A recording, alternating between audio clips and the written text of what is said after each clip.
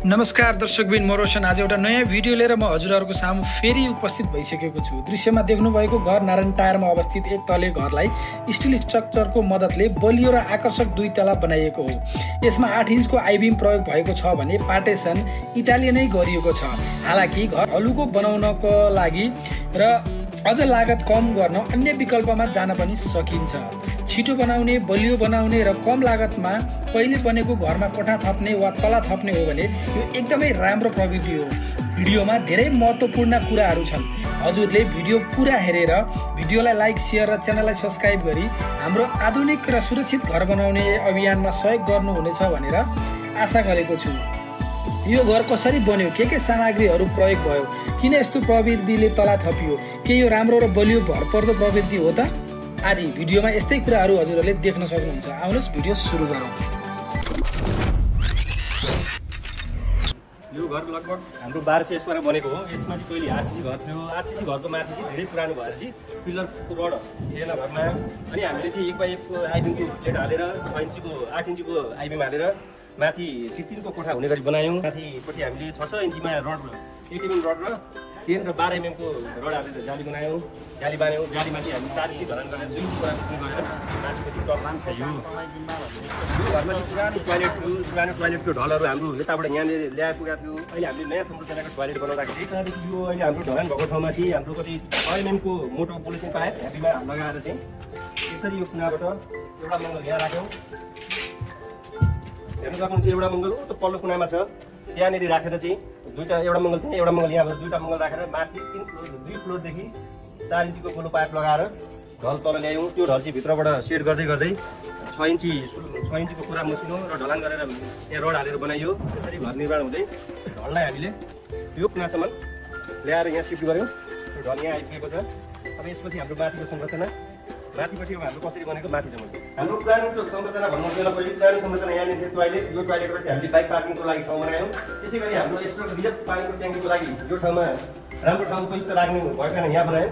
यो कोठाको टोयलेट थिएन, यहाँ एउटा 5x6 को टोयलेट बनायौँ। कम्बल राख्यौँ। टोयलेटको साइडमा झारा, बेसन, काबल रड राखिदियो। यो सम्पूर्ण कुरो यहाँ राख्यो।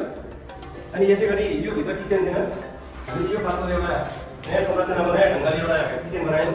यो किचनमा चाहिँ लगभग 32 इन्ची हाइट र 2 फिटको ग्रेनाइटभन्दा अगाडि अलिक मोडुलर गर्नको लागि 6 इन्चीको हामीले त्यही एउटा ग्रेनाइट लगायौँ।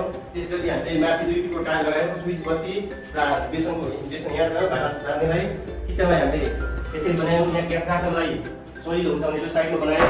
र यतापट्टि हामीले घर राखेर केही नबनाएर पानीको लागि जामसम्म हेर्नुहुन्छ भने यो बनायौँ। त्यसै गरी हामीले त्यसमा चाहिँ अब हाम्रो डब्बा सब्बा किचनको सामान राख्नुहुन्छ त्यसको लागि एउटा स्टेप बनायौँ। लगभग फाइनल भइसकेको थिएन, फाइनल हुने अवस्थामा छ।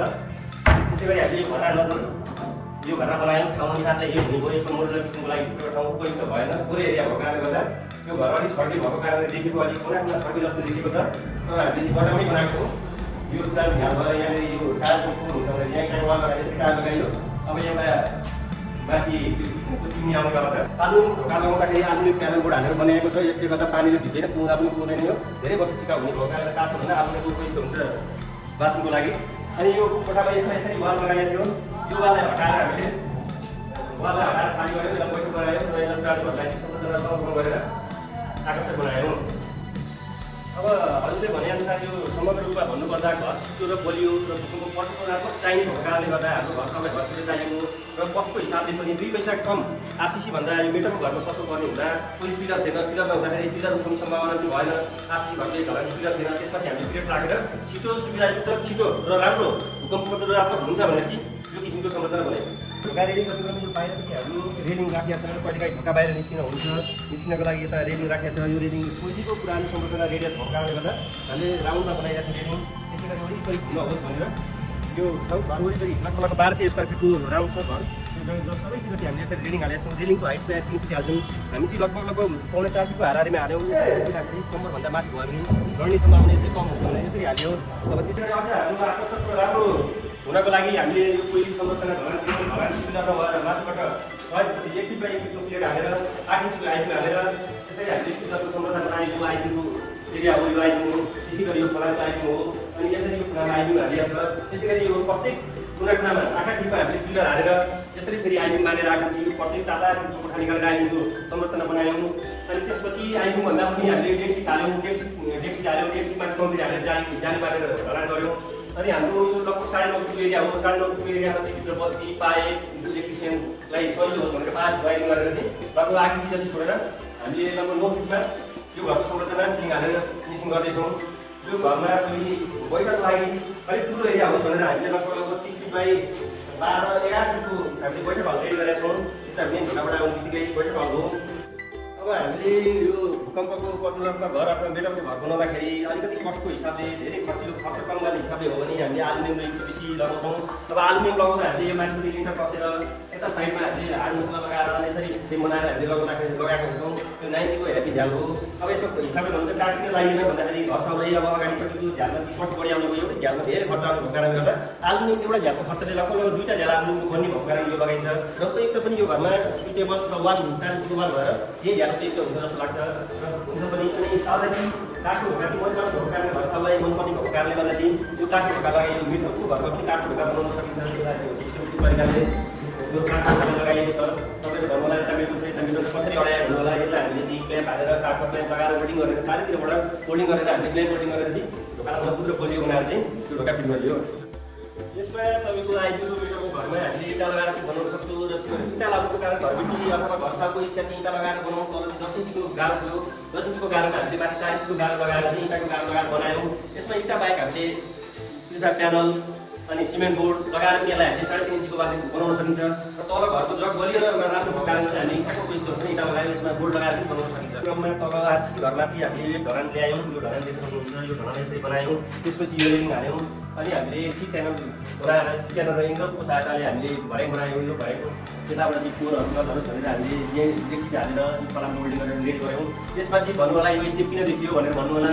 यो स्टेप देखाउनुको अर्थ यो भन्दा तल हामीले पुरानै संरचना तलको भौकाले गर्दा माथि हाइट ल्याउँदा पनि हाम्रो त्यस्तै अवस्था भएको कारणले गर्दा यहाँबाट हामीले प्लेन सिट अथवा सिमेन्ट बोर्ड हाल्दाखेरि हाइट अलिक कम हुने जस्तो लागेको भएर चाहिँ हामीले यही संरचनालाई चाहिँ कायम गऱ्यौँ। सिङ्गल हालेर बनाएको कारणले गर्दा यसमा भित्री भागमा चाहिँ रड हालेर जाली बनाएको छौँ। जालीमाथि हामीले कङ्क्रिटको सहायताले कङ्क्रिट हालेर चाहिँ ढलान गऱ्यौँ। यो ढलान गरेर यता फोहोरहरू छ भनेर यता डेक्सीले लगाएर हामीले बन्द गऱ्यौँ। यो भर्याङलाई घुमाएर चाहिँ यता पूजा कोठालाई ठाउँ वेस्टेज भएको ठाउँलाई चाहिँ हामीले सदुपयोग गर्ने गरी अब यतिकै हाइट खोज्दा पनि हुन्थ्यो। यो ठाउँ किन खेर फाल्ने भनेर हामीले एउटा पूजा कोठाको आकार बनायौँ। पूजा कोठामा जाने भर्याङ हामीले यसरी भर्याङ बनाएर ढलान गरेर रेडी गऱ्यौँ। यो वालदेखि भर्नुलाई यसलाई हामीले कभर गरेर राख्ने छ। त्यसरी यो पूजा कोठा हो। पूजा कोठा अलिक होचो मात्रमा छ।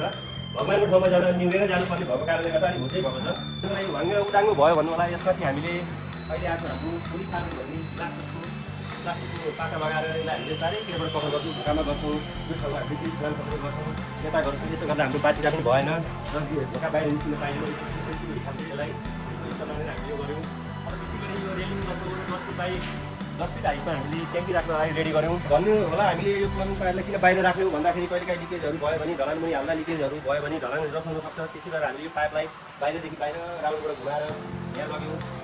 अब पुरानो संरचना भएको घरमा तपाईँको पुरानो घर छ भने तपाईँको वालमिना घरमा चाहिँ हामीले आइबिम हालेर फलामको संरचना बनाएर माथि डेक्सी राखेर ढलान गरेर बनाउन सकिन्छ। भत्काइहाल्नु पर्ने छैन पुरानो घरहरूलाई। त्यही घरलाई चाहिँ हामीले माथि बनाएर अब इँटाको वाल लाउनु घरको क्षमता कम छ भने सिमेन्ट बोर्ड लगाएर बनाउन सक्छौँ। अब घरको जग बलियो छ भने हामीले इँटाकै लाउन सकिन्छ। र पुरानो घरहरूलाई भत्काइदिनु पर्दैन।